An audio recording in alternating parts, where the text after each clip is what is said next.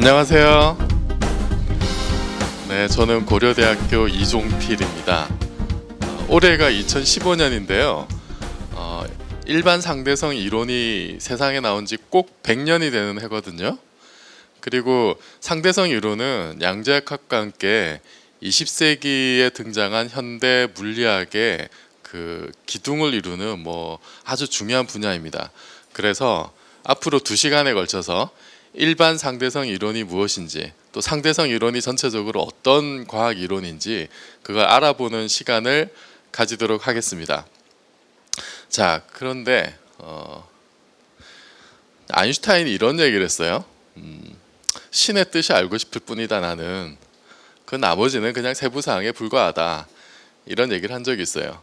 그래서 여러분도 제 강의를 듣고 나서 신의 뜻을 알고 싶어 했던 한 위대한 과학자의 숨결, 그리고 그분의 어떤 생각의 궤적, 이런 걸 같이 한번 추적해 보시기 바랍니다. 그런데 일반 상대성 이론에는 두 가지가 있어요. 여러분 들어보셨겠지만 특수 상대성 이론이 있고 또 일반 상대성 이론이 있죠. 그래서 오늘 이 시간에는 특수 상대성 이론에 대해서 알아볼 텐데요. 자, 상대성 이론은 우리가 아인슈타인만 떠올리게 되는데, 사실 따지고 보면은 그 옛날 갈릴레오 시절부터 상대성 이론에 대한 이야기가 있었습니다. 그래서 상대성 이론의 원조는 이제 갈릴레오라고 할 수가 있는데요. 갈릴레오가 그 두 책의 대화라는 책을 썼어요. 이 책이 1632년에 쓴 책인데, 갈릴레오가 종교 재판 받은 건 다 아시죠? 종교 재판 받은 게 이 책이 나온 이듬해인 1633년이에요. 그래서 이 책이 그 어떤 책이냐면은 그 지구가 태양 중심으로 공전을 하고 또 지구가 자전을 하고 그런 태양 중심설을 뒷받침하기 위해서 쓴 책입니다. 근데 여기 보면은 이제 이런 얘기가 나와요. 왜 우리는 지구의 회전을 못 느낄까? 만약에 지구가 자전을 한다 그러면 그 위에 있는 사람은 지구가 움직이는 걸 어떤 형태로도 느껴야 되지 않느냐, 이렇게 이제 그 많은 사람들이 비판을 했습니다. 거기에 대한 갈릴레오의 답이 이제 이런 거예요. 우리가 배를 타고 가다가 배 위에서 공을 위로 던지면은 그러면은 공이 배 밖으로 나가는 게 아니라, 배가 움직이고 있더라도 공이 배 밖으로 나가는 것이 아니라 그냥 공은 제자리에 떨어진다는 거죠. 그러니까 이렇게 되면은 배가 움직이고 있더라도 배 안에 있는 사람은 공하고 배가 공과 배와 자기 자신이 같이 움직이고 있는 거죠. 그러면은 배가 움직이고 있는지 안 움직이고 있는지를 알 길이 없다는 겁니다. 그래서 이걸 이제 좀 전문 용어로 말하면은 관성좌표계에서는 정지 상태와 운동 상태를 구분할 수 없다. 이제 이렇게 얘기를 해요. 그래서 여기서 그 중요한 게, 운동은 언제나 상대적이라는 겁니다. 절대적으로 정지해 있다, 절대적으로 움직인다, 이런 거를 구분할 수가 없다는 거예요. 자, 여기서 이제 관성좌표계라는 이 어려운 말이 나왔는데, 이 관성좌표계라고 하는 건 뭐냐면은 관성의 법칙이 적용되는 좌표계예요. 그러니까 관성의 법칙이 뭐예요? 정지해 있는 물체는 정지해 있으려고 하고 움직이는 물체는 계속 그대로 움직이려고 하고, 이게 관성의 법칙입니다. 여러분 그 버스를 탔는데 갑자기 버스가 움직여요. 그러면 뒤로 자빠지죠? 왜 그래요? 버스가 속도가 갑자기 변해서 그런 거죠. 그래서 내가 나의 몸을 뒤로 잡아당기는 어떤 관성력이 생기는 겁니다. 그죠? 그런 상황에서는 관성의 법칙이 작용하지 않죠. 나는 가만히 있는데, 가만히 있는 내가 계속 가만히 있으려고 하지 않고 갑자기 출발하면 뒤로 힘을 받습니다. 이건 관성좌표계가 아니에요.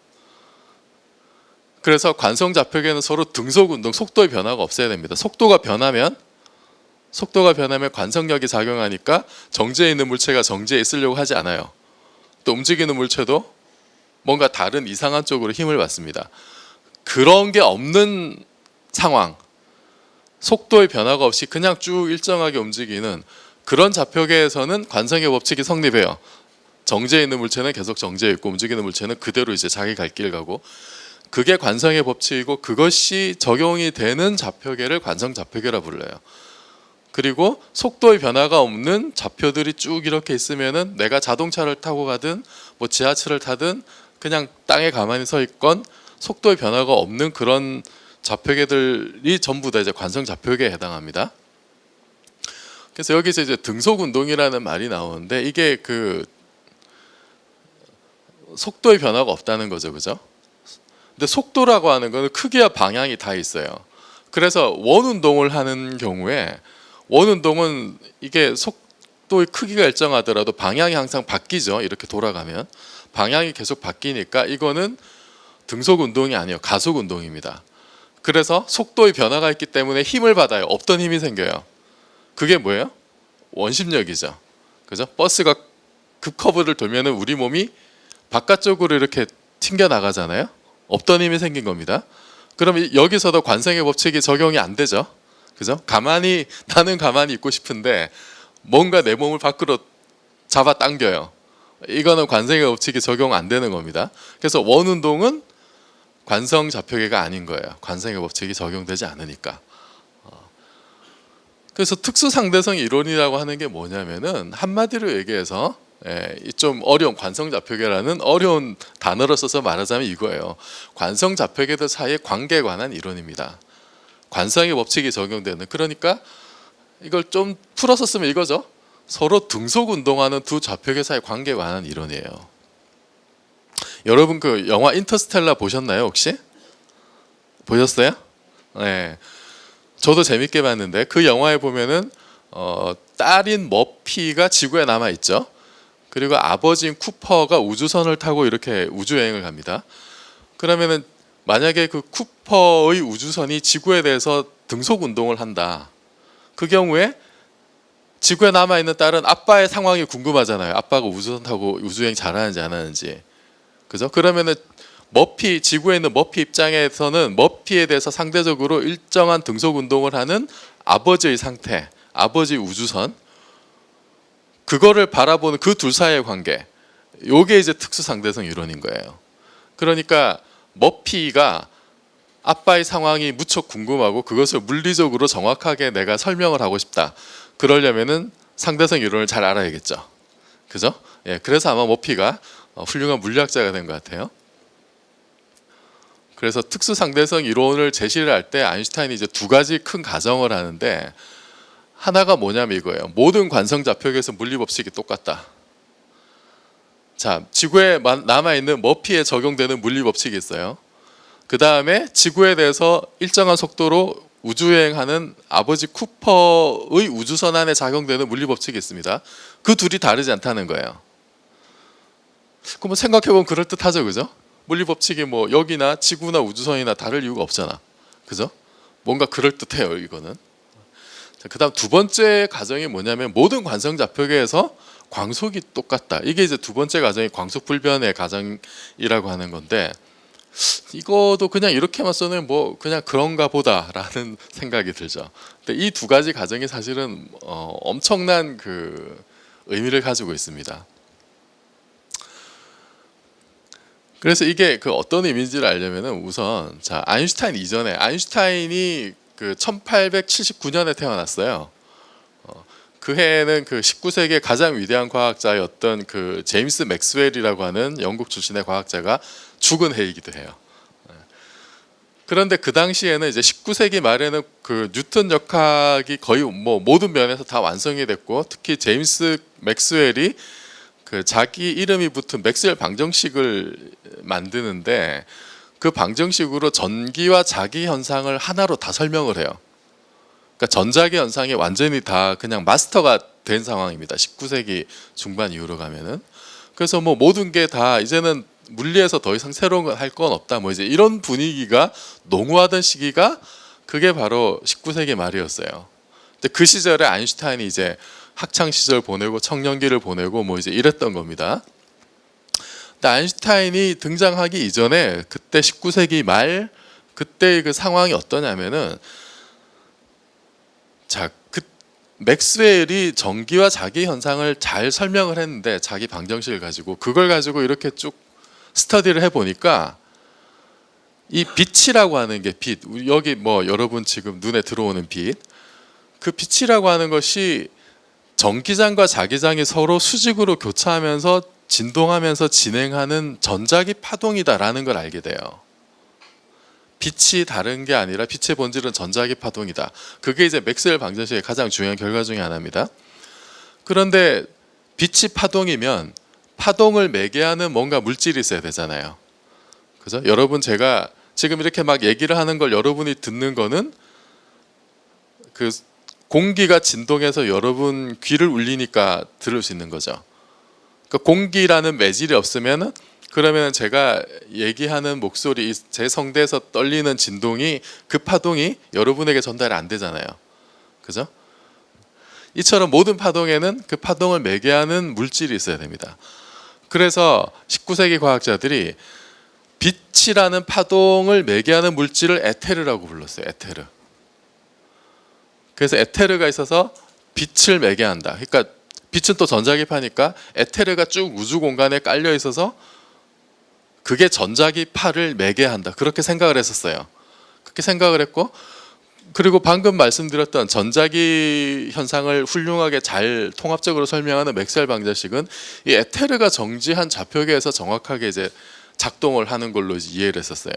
그러니까 에테르가 뭐 한마디로 얘기하면 이런 거예요. 그냥 강물이 쭉 흘러가는데 그 위에 배가 떠다녀요. 조각배가. 그러면은 그 배는 강 물결을 따라서 쭉 흘러가죠. 그죠? 그러니까 빛이 진행하는 게 그거랑 같다는 거예요. 에테르가 쭉 깔려 있는데 그 에테르를 타고 이렇게 빛이 움직여 나간다는 거예요. 그러면 에테르가 뭐 다른 속도로 움직이면 어떻게 돼요? 그러면 거기 얹혀 있는 빛도 뭔가 다른 속도로 움직이겠죠. 그래서 근데 이제 빛을 제대로 설명하려면 그 에테르가 가만히 정지해 있는, 그러니까 강물이 이렇게 잔잔하게 있는 상황에서 뭔가 전자기 현상을 설명하는 것이 맥스웰 방정식이다. 이제 그렇게 이해를 하고 있었어요. 그런데 만약에 운동하는 좌표계에서 생각을 하면 지구는 이렇게 우주 공간 속을 돌고 있잖아요. 그죠? 아주 빠른 속도로 돌고 있는데, 그러면은 우리가 마치 자동차가 달려가면 이게 맞바람이 치듯이 바람이 불듯이 지구가 우주 공간을 헤집고 다니면은 지구 입장에서는 에테르 바람을 맞게 되는 거잖아요. 에테르 바람을 맞게 되니까 그런 상황에서는 이제 그 빛의 속도가 바뀔 수가 있겠죠. 에테르가 바람을 부는데 에테르 바람이 막 몰아쳐요. 그런데 빛은 거기 얹혀가지고 막 돌아다니고 있는 거예요. 그러면은 빛의 속도가 바뀌게 될 거고, 그죠? 그러면은 거기에 맞춰가지고 맥스웰 방정식이 바뀌어야 된다. 이제 이런 생각들을 했었어요. 19세기 과학자들이. 그렇게 되면 광속도 바뀌게 되고, 왜냐하면 빛은 에테르에 얹혀서 다니는데 에테르 속도가 바뀌니까 강물이 속도가 갑자기 빨라지면 그 위에 배의 속도도 더 빨라지죠. 그죠?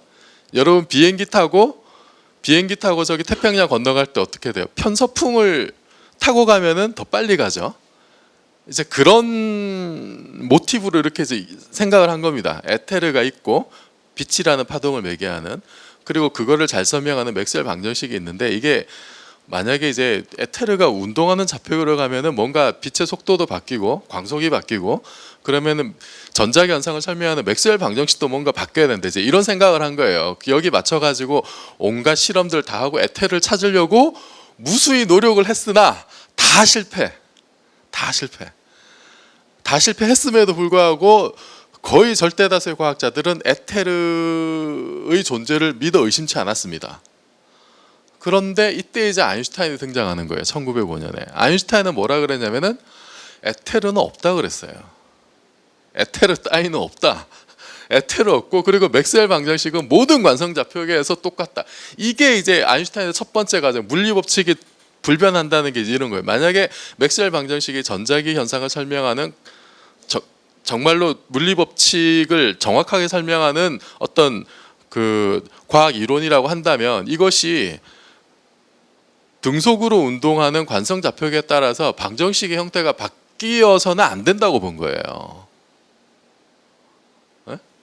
그러면은 그 결과 광속도 모든 관성 좌표계에서 똑같아야 되는 거죠. 맥스웰 방정식이 항상 일정하게 유지가 되면 거기서 나오는 전자기파의 운동, 거기서 나오는 광속, 이것도 바뀔 이유가 없는 겁니다. 그러니까 사실 관성 좌표계에서 물리 법칙이 변하지 말아야 된다라고 하는 것은 어떻게 생각하면 당연한 것 같지만, 사실 19세기의 전자기 현상을 설명하던 과학자들의 설명 방식과는 꽤 다른 거였어요. 꽤 다른 거고, 정말로 자연을 기술하는 물리 법칙이 그것이 방정식의 형태로 제대로 구현이 됐다면, 그것은 우리가 어떤 좌표계를 취하든, 그러니까 어떻게 상대적인 운동을 하든 그게 바뀌면 안 된다는 거예요. 사실 그래야 그게 자연의 근본적인 법칙이라고 할 수 있겠죠. 그죠? 우리가 지금 머피에 적용되는 방정식하고 우주선 타고 나가라는 쿠퍼에 적용되는 방정식이 그게 상황에 따라 형태가 바뀐다. 이러면 그게 자연의 근본적인 물리 법칙으로서의 지위가 좀 떨어지겠죠, 아무래도. 그래서 아인슈타인이 맥스웰 방정식, 맥스웰에 대한 존경심도 되게 높았어요. 그래서 맥스웰 방정식이 전자기 현상을 설명하는 아주 기본적인 자연의 원리라면 이게 바뀌면 안 된다는 거예요. 그 다음에 자, 광속불변. 광속불변이 이게 지금 상황이 묘한 겁니다. 자, 여러분이 이렇게 서 있어요. 서 있는데 빛이 이렇게 날아갑니다. 보통 광속은 C로 표현을 해요. 관습적으로. 자, 그런데 자동차가 이렇게 움직여요. 시속 100km로 달립니다. 100km로 달리면서 전조등을 쏴요. 그러면은 원래 빛이 광속으로 달리고 있는데 자동차가 100km로 달리니까 그럼 정지한 사람이 보기에는 어떻게 돼요? 광속에다가 시속 100km가 더해져야 되죠. 그죠? 근데 아인슈타인 주장은 이 경우에도 광속이라는 거예요. 자, 다른 경우. 자, 여러분이 차를 타고 광속으로 날아갑니다. 광속으로 날아가면서 다른 빛을 봐요. 이러면 어떻게 되겠냐? 이게 아인슈타인이 여러분 나이 많을 때 했던 고민이에요. 내가 빛의 속력으로 날아가면서 빛을 보면 어떻게 되냐? 여러분 자동차 타고 가는데 옆에 자동차가 똑같은 속도로 지나가요. 옆에 보면 어떻게 됩니까? 똑같죠. 정지해 있죠, 그냥. 그러면 내가 빛의 속도로 날아가면서 옆에 있는 빛을 보면 어떻게 될까? 빛이 정지해 있어야 되죠. 빛이 정지해 있다는 게 이게 물리적으로 어떤 의미일까 상상이 안 되죠. 아인슈타인의 결론은 뭐냐면 이렇더라도 역시 광속으로 봐야 된다는 겁니다. 내가 빛의 속도로 가면서 옆에 있는 빛을 봐도 그것도 여전히 광속으로 나와야 된다는 거예요. 이게 광속불변입니다. 우리 평소에 직관적인 경험하고 전혀 다르죠. 그죠? 그래서 이게 어떻게 가능한 일이냐? 무슨 마술 부리는 것 같죠? 에? 대체 뭐가 잘못됐느냐? 여기서 이제 혁명이 시작되는 겁니다.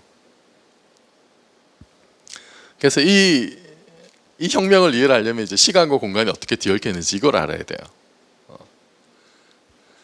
자, 아인슈타인 두 가정 다시 한번 정리를 하면 이겁니다. 이게 자, 모든 관성좌표에서 물리 법칙이 똑같고, 그다음 모든 관성좌표에서 광속이 똑같아요. 그냥 언뜻 보면은 뭐 그냥 그런가 보다 할 수 있지만 이게 아까 말씀드렸듯이 굉장히 심한 나름 19세기의 그 과학계에서 과학자들이 받아들였던 통념 이거를 완전히 뒤엎는 어떤 그런 가정들이었어요. 자, 다시 한번 상황을 봅시다. 지금 이게 예를 들면 지구에 남아있는 그 머피의 좌표계예요. 여기에 대해서 자, 아빠는 우주선 타고 이렇게 날아가고 있죠. 그죠? 이렇게 날아갑니다. 일정한 속도로. 그래서 여기 이렇게 프라임이 붙은 좌표계, 지구에 정지해 있으면서 이렇게 움직이는 뭐 우주선에 대해서 우리가 지금 뭔가를 기술을 하려고 하는데, 자, 빛이 이렇게 날아가요. 그러면 우리가 관습적으로 그냥 경험적으로 우리가 생각하는 어떤 속도는 어떻게 되냐면, 이 날아가는 사람이 이 광속을 보게 될 때 어떻게 되냐면은 보통은 이렇게 속도가 빼기가 되죠, 그죠?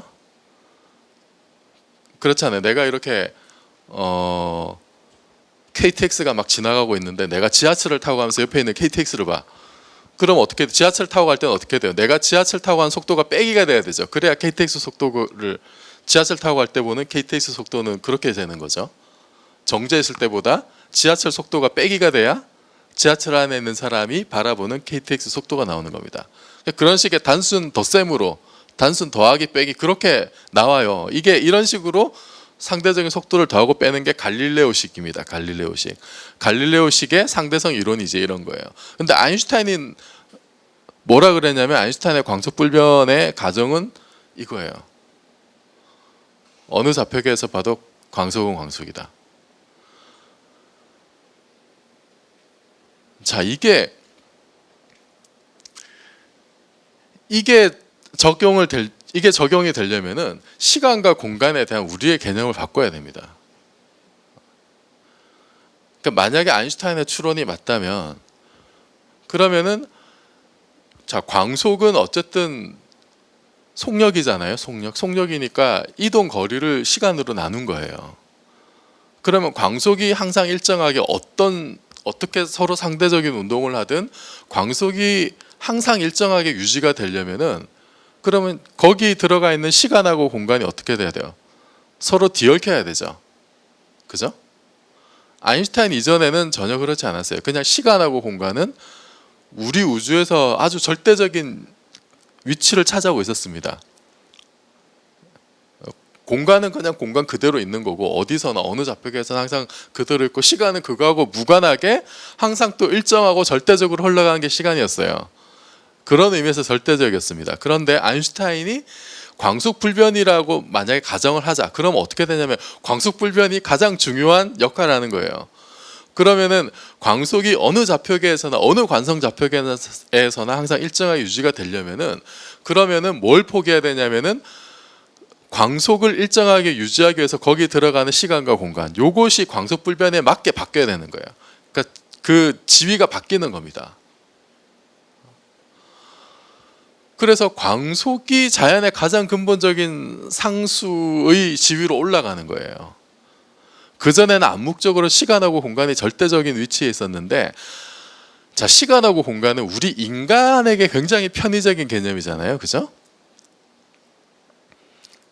우리에게 굉장히 익숙한 개념이지, 그게 우주 전체의 근본적인 질서하고 관계가 있을 가능성은 별로 없죠. 우리 인간이 그렇게 우주에서 특별한 존재가 아니잖아요. 그러니까 우리에게 익숙한 시간하고 공간이라는 개념이 우주의 근본적인 성질, 근본적인 질서를 담재하고 있을 이유가 없는 겁니다. 우리는 막연하게 그렇게 생각해 왔죠, 수백 년 동안. 아인슈타인이 발견한 게 뭐냐면은 우리 우주의 근본 질서를 담재하고 있는 중요한 물리상수, 그거는 시간이나 공간이 아니라 바로 광속이라는 거예요. 광속이 어느 좌표계에서나 어느 관성 좌표계에서 항상 똑같아야 된다라고 가정을 하고, 그게 만약에 맞다면, 그러면 광속이 우리 우주의 가장 근본적인 성질을 대변하는 그런 자연의 상수니까, 그러면 앞으로 물리학을 기술할 때는 시간하고 공간을 중심으로 놓고 기술을 하는 것이 아니라 어느 좌표계에서나 항상 일정한 값을 가지는 이 광속을 중심으로 자연을 다시 기술하자 이겁니다. 광속불변을 절대적인 가정으로 놓고 그렇게 이야기를 풀어나가는 게 특수상대성 이론이에요. 그러면 광속이 절대적인 지위로 올라가 버리면은, 그러면 아까 말씀드렸듯이 그것과 관련된 시간하고 공간은 좀 종속적인 위치로 떨어지는 거예요. 그래서 광속불변을 어느 좌표계에서 광속이 불변이 되도록 맞추기 위해서 시간하고 공간이 서로 뒤얽혀야 되는 겁니다. 그래서 시간하고 공간이 통합이 되는 거예요.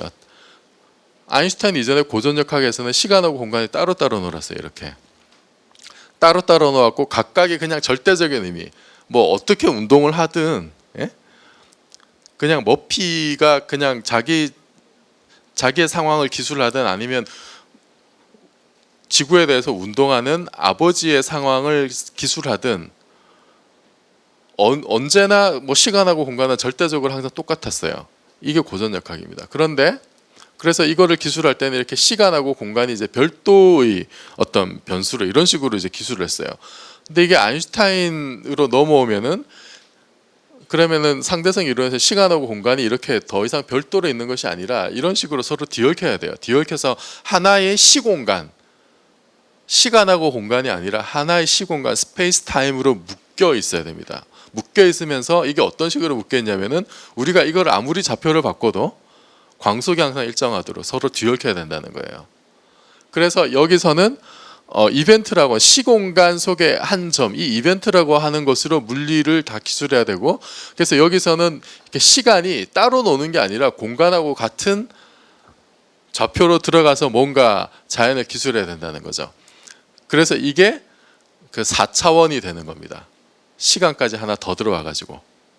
그래서 이게 4차원 시공간이 되는 거예요. 광속불변을 설명하기 위해서. 그래서 이것이 아인슈타인 이전과 이후 가장 크게 달라진 것 중에 하나입니다.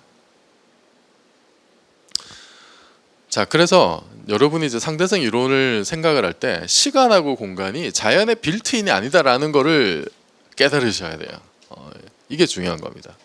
그 이전까지는 그냥 시간하고 공간은 우리 우주가 만들어질 때 그냥 붙박이로 있는 건 줄 알았어요. 그러니까 절대적인 위치를 가지고 있는 거였죠. 그런데 상대성 이론이 나오고 나서는 그게 아니라는 거지. 더 이상 시간하고 공간이 우리 우주의 붙박이로 존재하던 게 아니라는 거예요. 오히려 붙박이에 가까운 건 뭐예요? 광속이에요, 광속. 그러니까 시간하고 공간에 대한 절대적인 개념을 버리자. 이게 이제 중요한 겁니다. 근데 이게 쉽지가 않죠. 왜냐하면 우리는 붙박이로서 시공간 개념이 워낙 익숙하니까. 그래서 현대 물리는 이처럼 그러니까 인간의 어떤 직관, 익숙한 경험 이거를 다 뒤엎는 데서 시작을 한 거예요. 그래서 어렵습니다. 현대 물리학이. 자, 어떻게 이게 이렇게 작동을 하는지, 어떻게 직관과 어긋나는지 이제 한 가지 또 예를 보여드릴 텐데, 자, 우리가 사는 그 익숙한 3차원 시공간, 3차원 공간, 3차원 공간에서는 이렇게 막대기가 있어요. 이 길이가 L인 막대기가 있는데 이 막대기를 기술을 할 때, 수학적으로 기술할 때 이렇게 좌표를 정합니다, 그죠? 좌표를 정해서 그래서 이렇게 x축으로 얼마, y축으로 얼마 이런 식으로 해서 이 x 성분 lx, y 성분 ly 이렇게 기술을 하죠, 그죠? 이렇게 기술을 하는데 우리가 좌표를 이렇게 틀었어요. 새로운 좌표를 도입합니다. 새로운 좌표에서는 그러면 이게 성분이 이렇게 바뀌죠, 그죠? L'X, L'Y 이렇게 성분이 바뀝니다, 돌리면.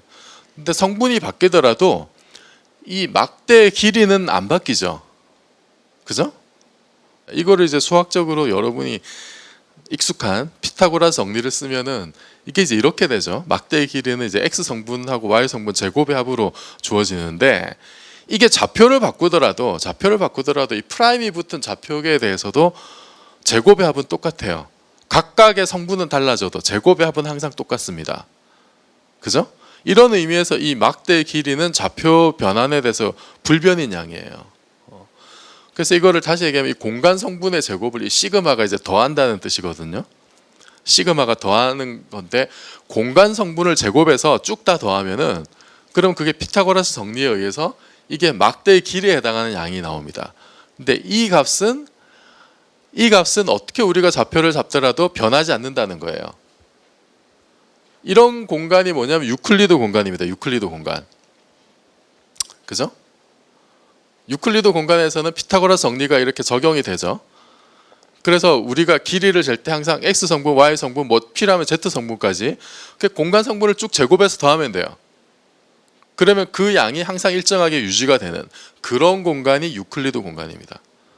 뭐 굳이 3차원일 필요는 없어요. 뭐 4차원, 5차원 마찬가지입니다. 이게 우리가 잘 아는 평평한 공간이에요. 수천 년 동안 유클리드 기하학이 잘 먹고 잘 살았죠, 그죠? 한 2000년 넘게. 그런데 시간까지 들어온 4차원 시공간을 생각하면요, 이게 이제 약간 달라지는 거예요. 여기서는 이제 그 시간 성분, 광속이 중심이고 시간 성분이 같이 들어와서 광속을 일정하게 유지가 돼야 되니까 여기서는 자, 빛이 이동한 거리, 빛이 델타 t라는 아주 짧은 시간 동안 빛이 이동한 거리가 어떻게 되냐면 광속에다 시간 곱하면 되죠, 그죠? 그래서 이 좌변이 이제 빛이 이동한 거리입니다.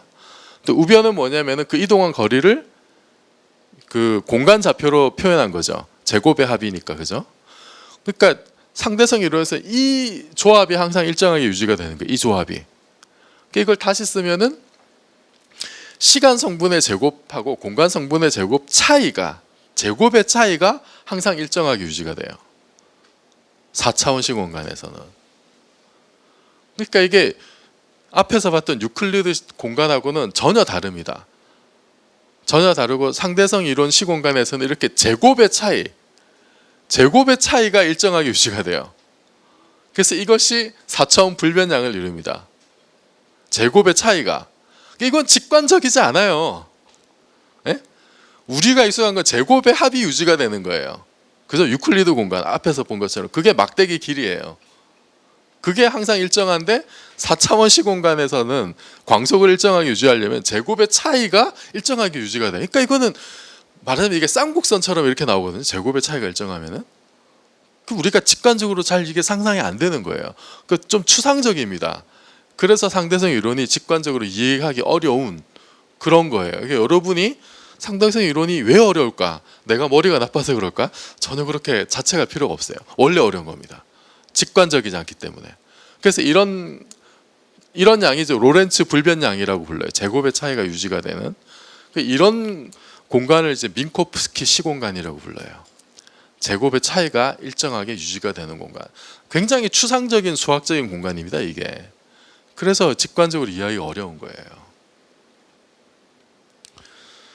자, 그래서 그 결과로 어떤 일이 벌어지는지를 우리가 앞에서 광속불변이 어떤 상황인지 말씀을 드렸잖아요. 그죠? 근데 그게 실제로 정말로 가능한지 그걸 한번 살펴볼 텐데. 자, 지금 여기 이제 정지 좌표계가 있어요. 지구에 남아 있는 머피입니다. 그리고 거기에 대해서 이제 아빠 쿠퍼가 우주선을 타고 이렇게 날아가고 있어요. 그래서 지구에 남아 있는 머피가 아빠 우주선 안의 상황을 지금 기술하고 싶어 하는 거예요. 아빠가 봤을 때는 어떻게 될까? 이런 식으로.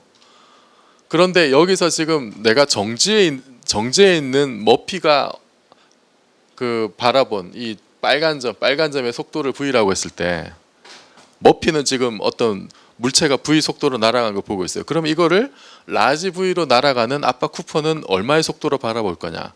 요게 이제 상대 속도를 보는 거죠. 그 갈릴레오의 변환에서는 그러니까 갈릴레오식의 상대성 이론에서는 뭐라고 해서 그냥 속도 빼기가 되는 거죠. 그죠? 우리 일상적으로 경험하는 속도 빼기가 되는데 상대성 이론에서는 요거 잘 계산해 보면 결과가 이렇게 나와요.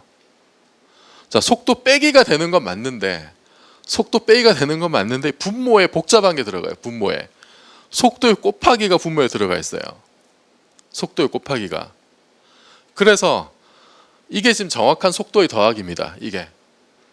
그래서 예를 들어 보면은 자, 하나가 광속의 90%로 날아가는 물체가 있는데 그거를 아빠가 반대 방향으로 광속의 90%로 날아가고 있어요.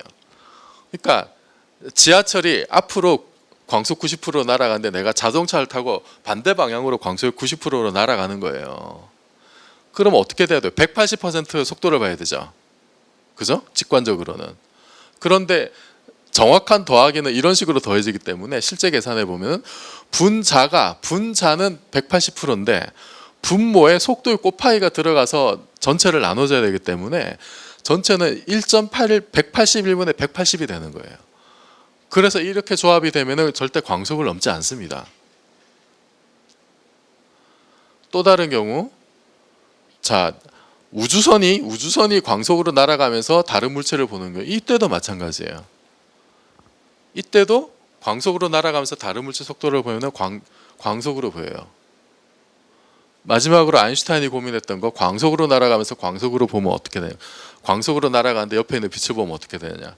이 경우도 여전히 빛으로 봅니다. 이때는 그 뭐 다른 한 물체가 뭐 나중에 이제 빛의 속도로 가는 극한을 생각하면 쉽게 계산할 수 있는데 어쨌든 여전히 빛으로 보여요. 그러니까 어떻게 속도를 조합해도 광속으로 보이거나 아니면 광속보다 작게 보이는 거예요.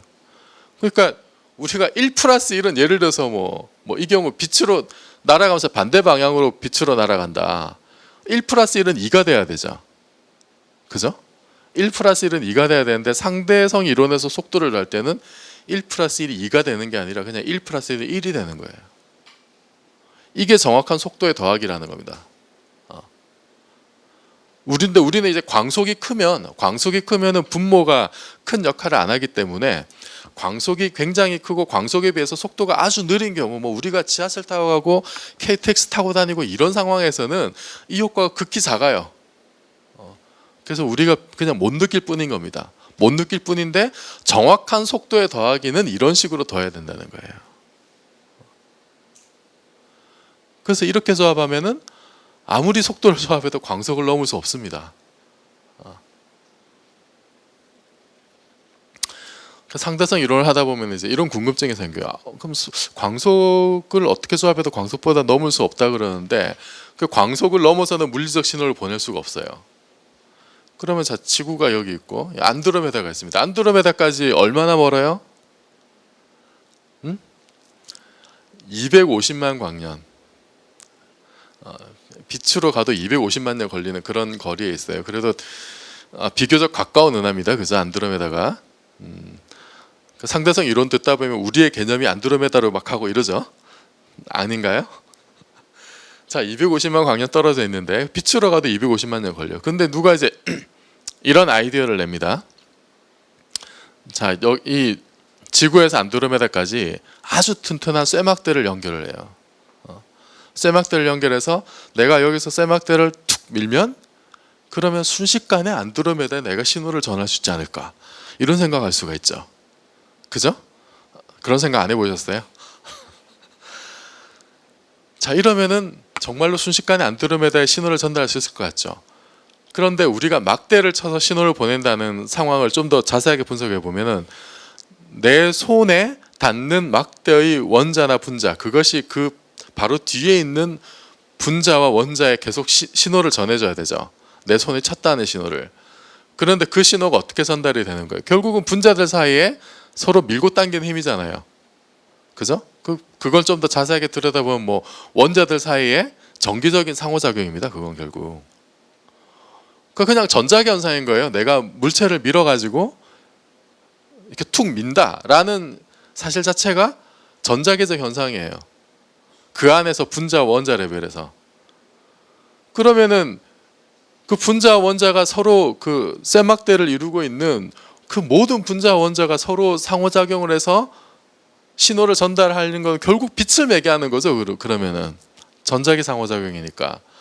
그러면 그 빛이 결국은 이 250만 광년을 달리는 거예요.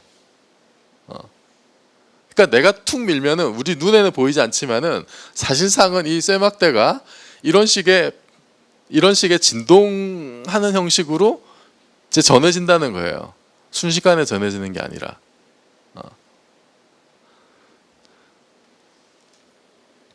그러니까 이게 만약에 이 쇠막대를 이루는 모든 원자 분자들이 그런 식으로 전자기적으로 얽혀 있는 게 아니라 그 완전히 이렇게 단일체로 이루어져 있다. 그러면은 뭐 상황이 달라지겠지만은 이게 상대성 이론에서는 이제 그런 완전 강체, 그런 물체를 완전 강체라고 불러요. 그런 완전 강체가 존재하지 않습니다. 이게 전자기적으로 서로 얽혀 있기 때문에 어떤 신호를 이런 그 쇠막대에 보낸다 하더라도 광속을 넘을 수가 없어요. 그래서 이게 마치 그 철근을 이렇게 움직이면 이게 진동을 치듯이 뭐 이렇게 진동하든 이렇게 진동하든 그게 물결쳐서 신호를 전달하게 되기 때문에 이렇게 신호를 전달해도 결코 광속을 넘을 수가 없는 거예요. 자, 그래서 이 빛의 속도, 초속 30만 킬로미터, 그죠? 대략 시속이 아니라 초속이죠. 초속. 이 속도는 우리 우주의 근본적인 제한 속도라는 거예요. 하필이면 우리는 이런 우주에 살고 있는 겁니다. 자, 그래서 마지막으로 그러면 그런 가정을 도입을 하고 그렇게 광속을 중심으로 자연을 기술했을 때 어떤 일들이 벌어지느냐, 뭐 대표적인 현상 두 가지만 이제 소개를 할 텐데요. 한 가지는 뭐냐면 시간이 팽창하는 거예요. 시간이 팽창. 요 의미를 이제 잘 아셔야 되는데, 자, 정지한 사람의 시간 간격, 지구에 남아 있는 머피의 시간 간격이 이렇습니다. 1초, 2초, 3초, 4초 이렇게 지나가요. 그런데 자, 머피가 관측한 움직이는 사람의 시간 간격, 머피가 관측한 쿠퍼의 시간 간격이에요. 머피 입장에서 우주선 타고 날아가는 아빠의 시간이 어떻게 되는지 궁금하죠? 아빠가 몇 살 먹는지 궁금하잖아. 바로 그 상황이에요. 그러면은 이게 뭐 계산을 좀 해야 됩니다. 결과만 말씀드리면 쿠퍼의 시간은 이렇게 지나가요. 시간 간격이 다르죠, 지금. 그죠? 이 델타 타우라고 쓴 정지한 사람의 시간 간격, 지구에 남아있는 머피의 시간 간격하고 머피가 바라본 쿠퍼의 시간 간격입니다. 머피가 바라본 쿠퍼의 시간, 이게 지금 델타 T라고 쓴 이 간격이 달라요. 지금 간격이 달라서 나는 16초가 지나갔는데 지구에 있는 머피는 16초가 지나갔는데 아빠는 6초밖에 안 지나간 거예요. 지금 눈금을 보면. 그죠? 근데 쿠퍼 입장에서는 어때요? 쿠퍼는 우주선 타고 날아가고 있죠. 쿠퍼 입장에서는 쿠퍼 자기는 그냥 자기는 정지해 있는 거고 다른 모든 게 다 거꾸로 가는 거잖아요. 그죠? 운동은 다 상대적이니까. 그럼 쿠퍼는 그냥 쿠퍼 자기 시간이 아래쪽과 똑같아요. 쿠퍼가 봤을 때는 딸 머피의 시간이지 이런 식으로 흘러가는 거죠. 그러니까 시간이 절대적이지 않은 겁니다. 시간이 상대적이라는 게 이제 이런 의미예요. 이거를 실험적으로 검증을 많이 했어요, 사람들이. 옛날에는 비행기에다 시계를 싣고 비행기가 제일 빠르니까 실제로 이제 비행기를 태운 시계가 날아갈 때 속도가 느려지냐 어떻게 되냐 이걸 봤어요. 근데 요새는 어떻게 하느냐, 이게 2010년 이야기인데 미국에서 새로운 광학 시계, 굉장히 정밀한 시계, 37억 년에 1초 정도 오차가 생기는 뭐 이런 어마무시한 시계를 가지고 측정을 했는데 이걸로 이제 그 시계를 이렇게 운동을 시켜요. 근데 어느 속도로 날렸냐면은 시속 36km. 시속 36km면 그냥 자전거 타고 가는 속도 정도 되죠. 좀 빨리. 어? 이 정도 속도에서도 상대성 이론 효과를 지금 관측을 한 겁니다. 이 시계가 워낙 정밀해서.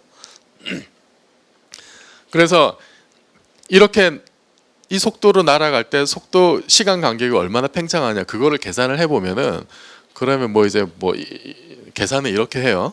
뭐 여러분이 디테일을 아실 필요는 없습니다만 그 결과가 어느 정도냐면은 이게 대략 10의 마이너스 16승분의 1. 그러니까 이게 1경분의 6 정도 되는 거죠. 그러면은 마이너스 16승이니까 1경분의 6 정도 시간 간격이 늘어나는 거예요. 자전거 속도 정도로 날아가면. 근데 이거를 실제 이 새로운 광학 시계로 계산해 보니까 측정해 보니까 정말로 이 정도 늘어진 걸 봤다는 겁니다. 거의 지금 예측하고 똑같은 걸 본 거예요. 이건 뭐 직접 운동에 의한 시간 팽창을 직접 잰 거죠. 상대성 이론에 대한 뭐 직접적인 이거는 뭐 실험이라고 볼 수가 있습니다. 요즘 이런 시대 살고 있어요. 자, 그러면 길이는 어떻게 되느냐? 자, 시간하고 공간이 서로 뒤얽혀 있다 그랬잖아요. 시간 간격이 늘어나요. 그래서 늦게 가요.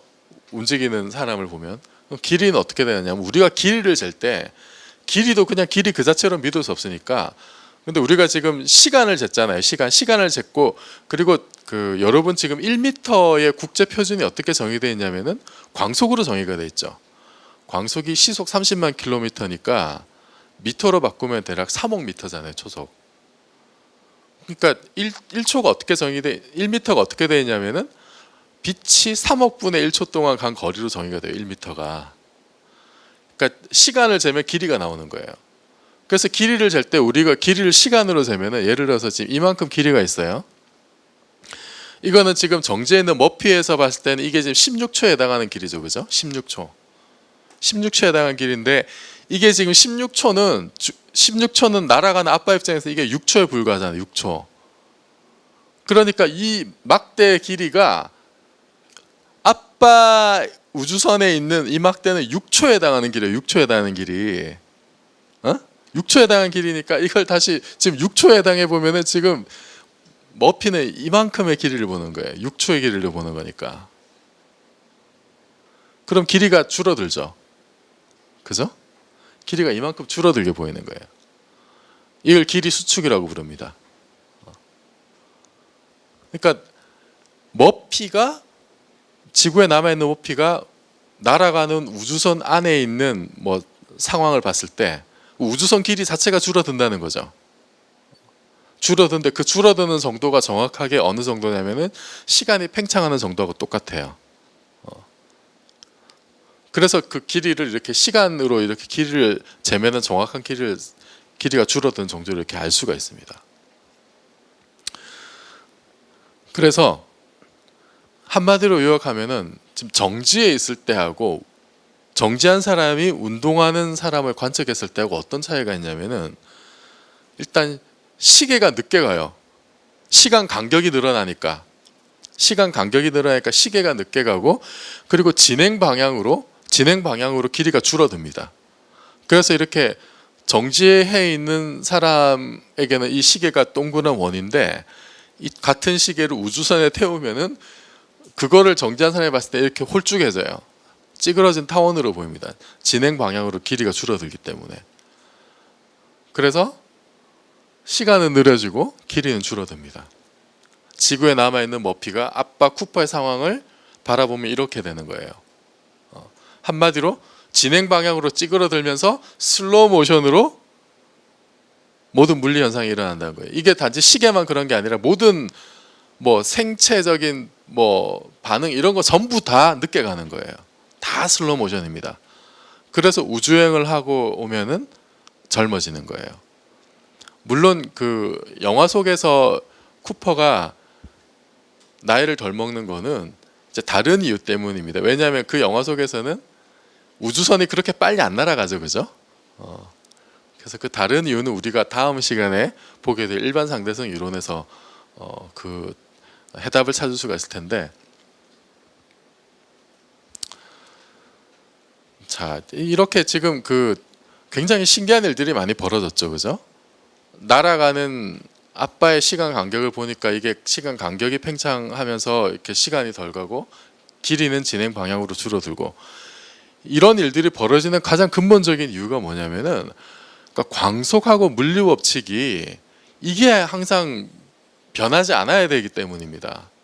머피가 바라본 쿠퍼에게나 항상 물리 법칙이 똑같이 적용이 돼야 되고, 맥스웰 방정식이 똑같이 적용이 돼야 되고, 광속은 어디서나 광속이어야 하고, 이것을 우리가 우리 우주의 근본적인 어떤 원리라고 받아들이면 그 대신 뭘 포기해야 되느냐? 시간하고 공간의 절대적인 개념을 포기해야 되는 거예요. 그 대가로. 그래서 시간하고 공간이 광속 불변을 맞추기 위해서, 광속이 불변이고, 그리고 물리적인 법칙이 여기서나 저기서나 적용이 돼야 되는 그 조건을 만족시키기 위해서 시간 간격이 늘어나고 길이가 줄어들고 막 이런 이상한 일들이 벌어지는 거예요. 그래서 수백 년 동안 시간하고 공간을 절대적인 지위에 놓고 자연을 기술하는 것과, 아인슈타인이 새로 발견한 우주의 어떤 근본적인 비밀을 간직한 새로운 어떤 요소, 그게 광속이라 그랬죠. 광속을 중심에 놓고 자연을 기술한 것과 엄청난 차이가 생긴 거죠. 엄청난 차이가 생겼고, 그거를 지금은 초정밀 시계로 뭐 실험실에 앉아서 다 확인을 할 수 있고, 또 지난 100년이 넘는 시간 동안 무수한 사례에서 검증을 많이 해왔어요.